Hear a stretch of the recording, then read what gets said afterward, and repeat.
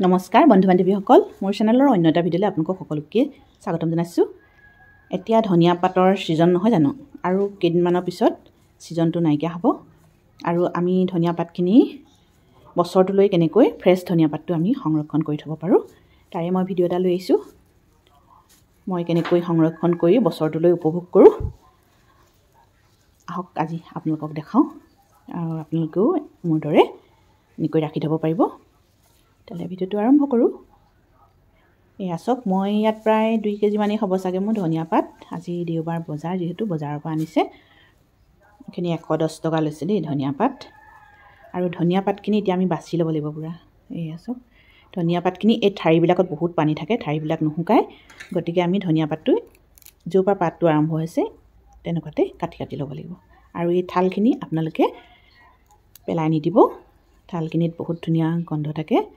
সেইখিনি আকৌ আমি কিবা গ্ৰেভি বনালে তাৰ লগত পিচি দিব পাৰিম বা আদা নহৰুৰ লগতো থালকেইডাল পিচি আমি আঞ্জাত ব্যৱহাৰ কৰিব পাৰিম। এয়া আমি চব এনেকৈ কাটি ল'ম। এই থালডালত নিদিওঁ, এইডালত বহুত পানী থাকে। অকল এনেকৈ পাতখিনি কাটি ল'ম। এনেকৈ পাতখিনি কাটি ল'ম আৰু ধুনীয়াকৈ ধুই মেলি শুকুৱাব লাগিব আৰু একেবাৰে ডাইৰেক্ট ৰ'দতো দিব নালাগিব, পানীখিনি শুকুৱাই ল'ব লাগিব। চাই থাককচোন আপোনালোকে ভিডিঅ'টো। এয়া চাওক মই এনেকৈ বাছি লওঁ গোটেইখিনি।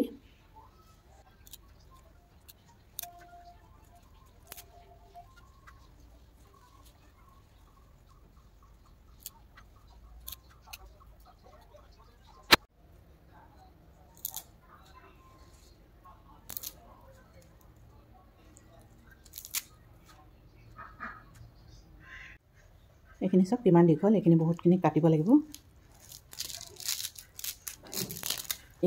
এইখিনি কাটি পেলালোঁ আৰু এইখিনি থৈ দিছোঁ। চুটিখিনি ইমান আপোনালোকে বজাৰৰ পৰা আনিলে চুটি ধনিয়া আনিব, এনেকুৱা সৰু সৰু, তেতিয়া ইমান পেলনি নাযায়।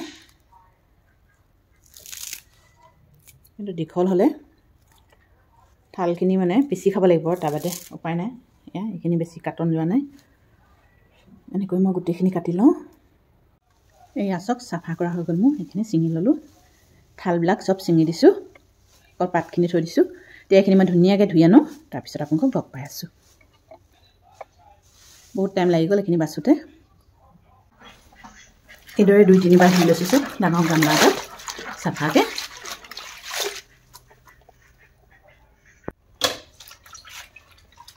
ইয়াত ধোৱাখিনি আকৌ চালনী এখনত মই সেৰেঙা চালনী এখনত মেলি থৈছোঁ পানীখিনি সৰকিবৰ কাৰণে। আৰু তলত এটা ডাঙৰ গামলা পাতি দিছোঁ। পানী টুপু পৰি আছে তলত সৰকি। খুৱাবৰ কাৰণে ধনিয়াখিনি ডলা এখন ৰেডি কৰি লৈছোঁ আৰু ডলাখনতে গামোচা এখন পাৰি দিছোঁ। যিহেতু আকৌ এইখিনি শুকোৱাৰ পিছত আৰু ধুব নালাগে, আৰু ধুব নোৱাৰি মানে, গতিকে পৰিষ্কাৰ পৰিচ্ছন্নতালৈ চকু ৰাখিব লাগিব। এয়া চব গামোচাখনত ফেন লৈ লৈছোঁ, দেখিছেনে? তাৰপৰা এতিয়া এইখিনি এনেকৈ জোকাৰি থাকিম।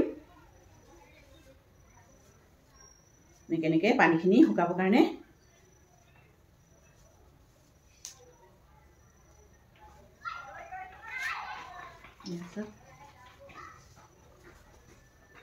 মুঠতে পানীখিনি শুকুৱাব লাগে ৰ'দত দিয়া আগতে। এনেকৈ মুচি দিব, তেতিয়াও শুকাব। মুঠতে পানীখিনি থাকিব নালাগে ৰ'দত দিয়া আগতে যিকোনো প্ৰকাৰে। আৰু এতিয়া মই ফেন চলাই দিম। পানীটো শুকাইছে যে। এতিয়া মই এয়া ডলা এখন লৈছোঁ, চব ডলাখনতে কাপোৰ দি লৈছোঁ গামোচাখন। আৰু এতিয়া মই ফেনত দি থ'ম এইখিনি, তাৰপিছতহে ৰ'দত দিম। পূৰা পানীটো শুকোৱাৰ পিছতহে ৰ'দলৈ উলিয়াই দিম। ওলাই দিছোঁ, দেখিছেনে? ওপৰত ফেন চলি আছে, এয়া তলত এয়া দিছোঁ এইখিনি। চব ফেনতে মই মেলি থৈছোঁ, ৰ'দলৈ নিয়াই নাই। আজি ৰ'দত দিয়া নিদিওঁ আৰু কাইলৈ ৰ'দত দি দিম। আজি বাছোঁতেও বহুত দেৰি হ'ল আৰু ৰ'দ এতিয়া নায়েই, সেইকাৰণে ফেনত দি থৈ দিছোঁ। আপোনালোকেও এনেকৈ ফেনত দিয়ে পানীটো শুকুৱাই ল'ব। প্ৰথমতে পানীটো একেবাৰে পাতৰ পৰা নাইকিয়া কৰিব লাগিব। ইয়াত এতিয়াও অলপ পানী আছে চাওক। 2 ঘণ্টামান মই ফেন দি থৈ দিছোঁ কণ্টিনিউ। দেখিছেনে?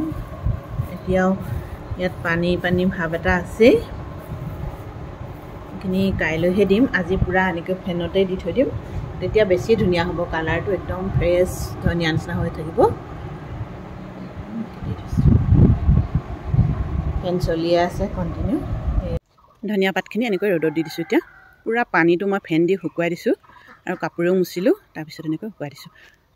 পানী থাকিলে মানে ক'লা পৰি যাব। শুকোৱাৰ পিছত আপোনালোকক লগ পাই আছোঁ। এয়া চাওক, 2 দিন শুকোৱাৰ পিছত ধনিয়া পাতখিনি কালাৰটো কি ধুনীয়া হৈছে। এইবোৰ অলপ হালধীয়া হ'ব দেখিছে যে, এইবোৰ মানে পকা ধনিয়াবিলাক দি দিছিলোঁ যে মই, পকা ধনিয়াবিলাক এনেকুৱা হৈছে। তাৰপাছত এইখিনি এতিয়া বহুত দিনলৈ এনেকৈ কণ্টেনাৰ এটাত, এয়াৰটাইট কণ্টেনাৰত ভৰাই থৈ দিব। বহুত দিনলৈ খাব পাৰিব।